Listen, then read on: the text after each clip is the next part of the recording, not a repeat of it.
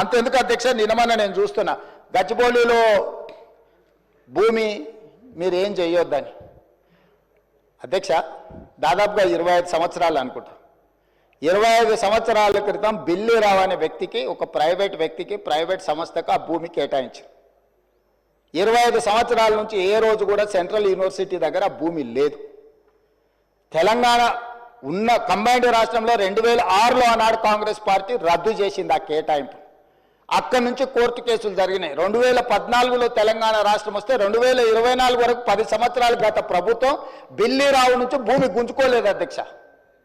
నేను వచ్చిన వెంబడే సుప్రీంకోర్టు వరకు వెళ్ళి కొట్లాడి ఒక ప్రైవేట్కు ఐఎంజీ భారత్ అని ఒక ఫేక్ కంపెనీకి కేటాయించిందని ఆరోపణలు ఎదుర్కొంటున్న భూమిని సుప్రీంకోర్టులో కూడా కేసు గెలిచి ఆ భూమిని వెనక్కి తీసుకొని ఆ భూమిని ఈరోజు మనం అభివృద్ధిలో భాగంగా టీజీఐఐసి కేటాయించి అక్కడ ఐటీ కంపెనీలు ఇతర పరిశ్రమలు రావడానికి అవసరమైన లేఅవుట్ చేయండి అని చెప్పి ఈరోజు ఒక అభివృద్ధి కోసము ఒక కాంక్రీట్ ప్రపోజల్తో ముందుకు వస్తే ఈరోజు అక్కడ ఏదో రిజర్వ్ ఫారెస్ట్ ఉన్నట్టు, రిజర్వ్ ఫారెస్ట్లో అత్యంత ఏమంటారు జీవరాశులు ఉన్నట్టు, జింకలు పులులు సింహాలన్నీ ఆనే ఉన్నాయి అన్నట్టు, జింకలు పులులు సింహాలు లేవు అధ్యక్ష. ఆ చుట్టుముట్టుతో కొన్ని గుంటనక్కలు చేరి ఇట్లా వ్యవహరిస్తున్నాయి అధ్యక్ష. గుంటనక్కలకు గుణపాఠం చెప్తాం అధ్యక్ష. అది 100% developed area. We are also going to utilize for development. We are not utilizing or otherwise మేము ఎవరికో అర్ధరాత్రి పూట ఎవరికో కట్టబెట్టే ప్రయత్నం చేయలేదు అధ్యక్ష. పర్ఫెక్ట్ డెవలప్మెంట్ చేసి ఓపెన్ ఆక్షన్ ద్వారా అంతర్జాతీయ స్థాయి సంస్థల్ని పెట్టుబడులు పెట్టడానికి భూమిని తెలంగాణ ఇండస్ట్రియల్ ఇన్ఫ్రాస్ట్రక్చర్ కార్పొరేషన్ ద్వారా ఆ పెట్టుబడులను ఆకర్షించడం కోసం ఈరోజు ఒక ప్రణాళికబద్ధమైన డెవలప్మెంట్ చేయడానికి మేము ముందుకు వస్తే ఇవాళ దాన్ని అడ్డుకునే ప్రయత్నం చేస్తున్నారు అధ్యక్ష. నేను ఒకటే మాట అడుగుతున్నా అధ్యక్ష, 10 సంవత్సరాల మీద అధికారంలో ఉన్నప్పుడు ఐఎంజీ భారత బిల్లీరావు అనే ఆయన దగ్గర భూమి ఉన్నప్పుడు మీకు బాధ లేదు, దుఃఖం లేదు, ఆ భూమిని వెనక్కి తీసుకురావాలని ఆలోచన లేదు. అలాంటి వాళ్ళ నుంచి ఆ భూమిని వెనక్కి తీసుకొచ్చి పరిశ్రమల అభివృద్ధి కోసం ఎందుకు అక్కడికి పోయినాం అధ్యక్ష? ఈరోజు అమెరికన్ కౌన్సిలేట్ అక్కడనే ఉంది, ఈరోజు విప్రో అక్కడనే ఉంది, ఇన్ఫోసిస్ అక్కడనే ఉంది, ఐటీ పరిశ్రమలన్నీ అక్కడనే ఉన్నాయి. అట్లాంటివి చాలా పరిశ్రమలు ఉన్నాయి అక్కడ. అది ఫైనాన్షియల్ డిస్ట్రిక్ట్. ఆ ఫైనాన్షియల్ డిస్ట్రిక్ట్ని ఇంకా కొంచెం ఎక్స్పాండ్ చేస్తే అంతర్జాతీయ స్థాయిలో పెట్టుబడులను ఆకర్షించుంటాడని అని చెప్పి ఈరోజు అక్కడ దాన్ని విస్తరించే ప్రయత్నంలో భాగంగా ఈరోజు పోయినాం అధ్యక్ష. పరోక్షంగా కోర్టులో పిఐఎల్ చేపిస్తారు, పరోక్షంగా పిల్లల్ని రెచ్చగొడతారు, యూనివర్సిటీ ల్యాండ్ తీసుకున్నారని. ఐఎంజీ భారత్కు పోయినప్పుడు లేని బాధ ఈరోజు టీజీఐఐసి పరిశ్రమలను నెలకొల్పడానికి, పెట్టుబడులు పెట్టడానికి, వేల లక్షల ఉద్యోగ అవకాశాలు కల్పించడానికి ప్రయత్నం చేస్తుంటే ఎందుకు అభ్యంతరం పెడుతున్నారు అధ్యక్ష? ఎందుకు అంటే ఇంత సింపుల్ లాజిక్. అంటే రేపు పొద్దుగాల మీరు ఏ పరిశ్రమల కోసం భూమి సేకరించరా? ఏ రోడ్ల కోసం విస్తరించడానికి మీరు భూములు సేకరించరా? ఈ రాష్ట్రంలో పరిశ్రమలు రావద్దా? ఈ రాష్ట్రంలో పెట్టుబడులు ఎవరు పెట్టొద్దా? ఈ రాష్ట్రంలో చదువుకున్న నిరుద్యోగులకు ఉద్యోగ ఉపాధి అవకాశాలు ఇవ్వొద్దా? యూనివర్సిటీకి ఏం సంబంధం అధ్యక్ష భూమి? ఆ భూమి ఐఎంజీ భారత్ అని బిల్లీరావుకు కట్టబెట్టిన భూమి 25 సంవత్సరాల తర్వాత ఈ ప్రభుత్వం ఏర్పడిన తర్వాత, ప్రజాప్రభుత్వం ఏర్పడిన తర్వాత సుప్రీంకోర్టులో కొట్లాడి వేల కోట్ల రూపాయల భూమిని వెనక్కి తెచ్చింది నేను అధ్యక్ష. సుప్రీంకోర్టులో ఉద్దండులైన న్యాయవాదులను పెట్టి వాదింపజేపించి సుప్రీంకోర్టులో గెలిచి ఆ భూమిని వెనక్కి తీసుకొని ఈరోజు ఎవరికో అర్ధరాత్రి పూట కట్టబెట్టకుండా పరిశ్రమలు ఐటీ పార్కులు చేయాలని, మల్టీ జోను మిక్స్డ్ యూజ్ కోసం చేయాలని చెప్పి ఒక మంచి ఉద్దేశంతో వస్తే దాన్ని కూడా అడ్డుకుంటారు. లేకులు రాక్లు ఉన్నాయేంటివి? లేకులను రాక్లను ఆక్రమించుకున్నది ఎవరు? ఎందుకు ఇవన్నీ వీళ్ళు ఈరోజు అడ్డం పడుతున్నారు ఏంది అనేది నేను అది ఇంకో సందర్భంలో వివరాలు చెప్తా అధ్యక్ష.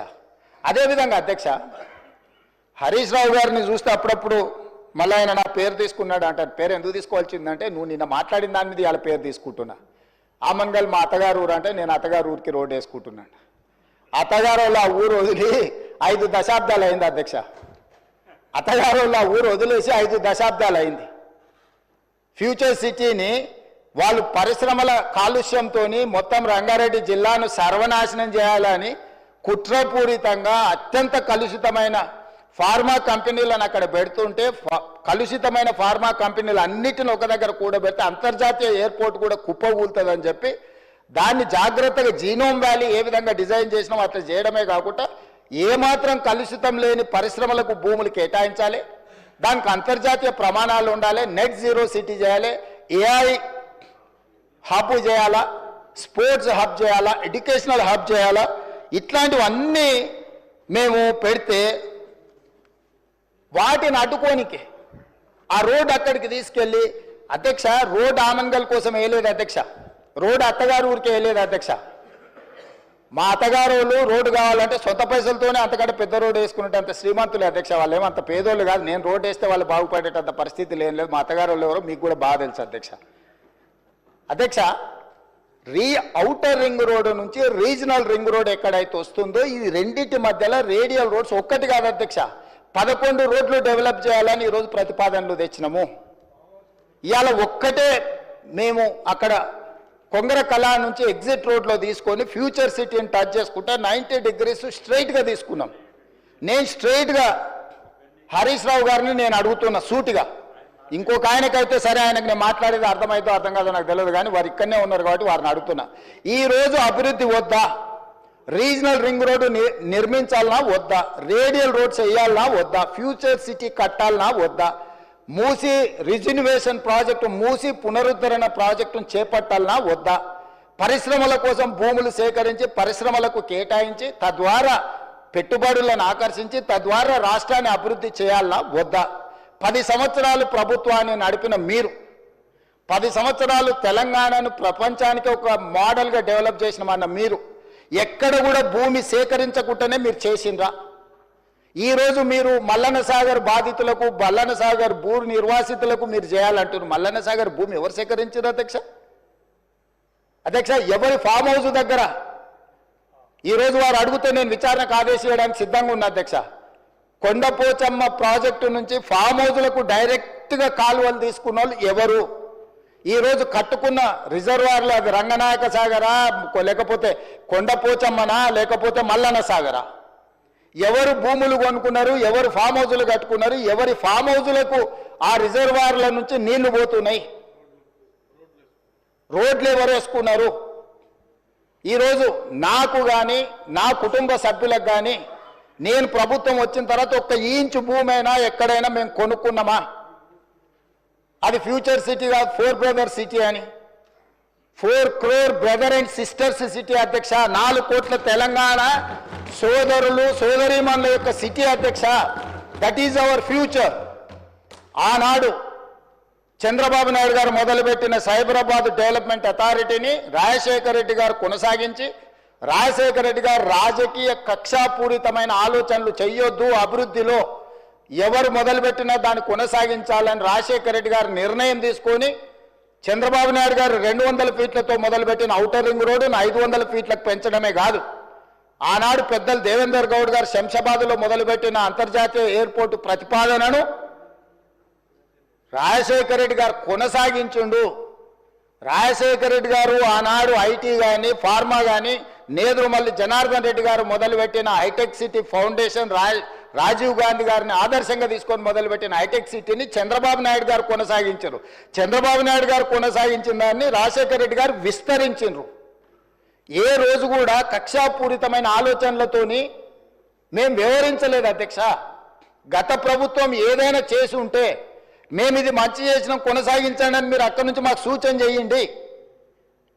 నేను ముఖ్యమంత్రి అయినప్పుడు ఇదే సభలో చెప్పిన అభివృద్ధి విషయంలో మాకు భిన్న అభిప్రాయాలు లేవు. గత ప్రభుత్వం ఏదైనా మంచి చేసి ఉంటే ఆ మంచిని కొనసాగిస్తామని ఇక్కడి నుంచే నేను స్పష్టంగా చెప్పిన. మీ సుదీర్ఘమైన అనుభవాన్ని ఉపయోగించి రాష్ట్ర ప్రభుత్వానికి సూచన చేయండి. ప్రతిదీ అడ్డుకునే ఆలోచన, ప్రతిదీ ఎట్లా చెడగొట్టాలనే ఒక కుట్ర, ఇది ఏ రకంగా మంచిది? ఈరోజు కామారెడ్డి దగ్గర ఒక రాకెట్ ధృవన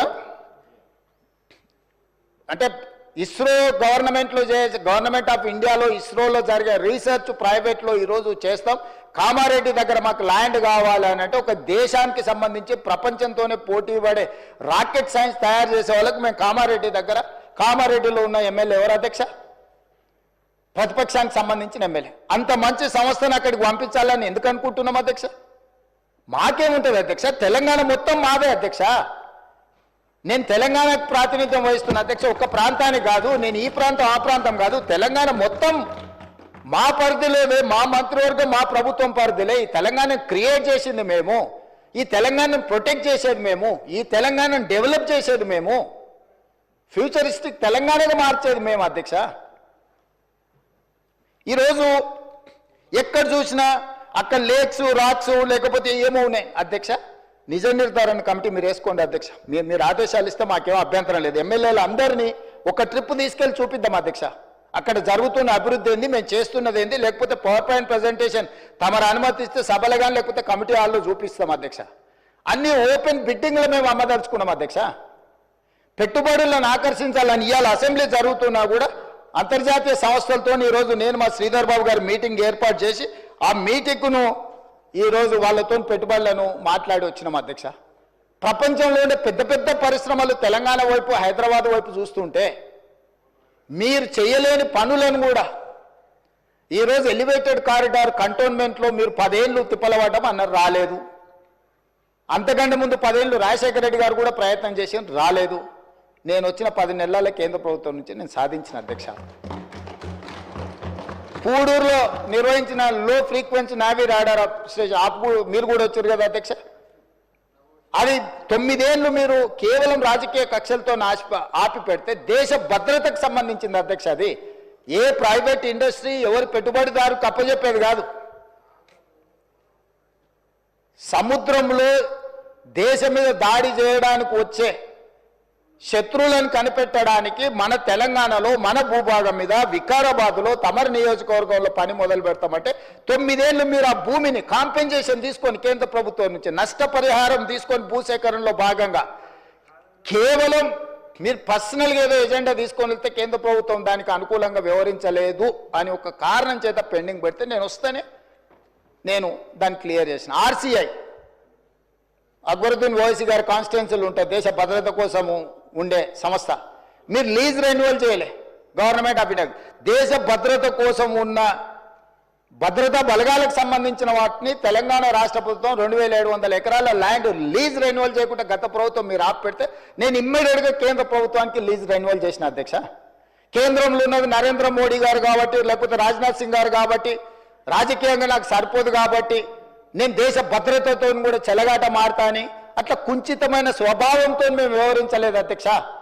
అది నరేంద్ర మోడీ గారైనా రాజ్నాథ్ సింగ్ గారైనా లేకపోతే చంద్రశేఖరరావు గారు, హరీష్ రావు గారు, లేకపోతే తారక రామారావు గారైనా దేశ భద్రతకు సంబంధించిన విషయంలో రాష్ట్ర అభివృద్ధి విషయంలో మేము ఎక్కడ కాంప్రమైజ్ కాలేదు అధ్యక్ష. పొలిటికల్ విల్తో మేము దాని రాజకీయ ప్రేరేపితమైన నిర్ణయాల వైపు మేము ఎన్నడూ వెళ్ళలేదు అధ్యక్ష.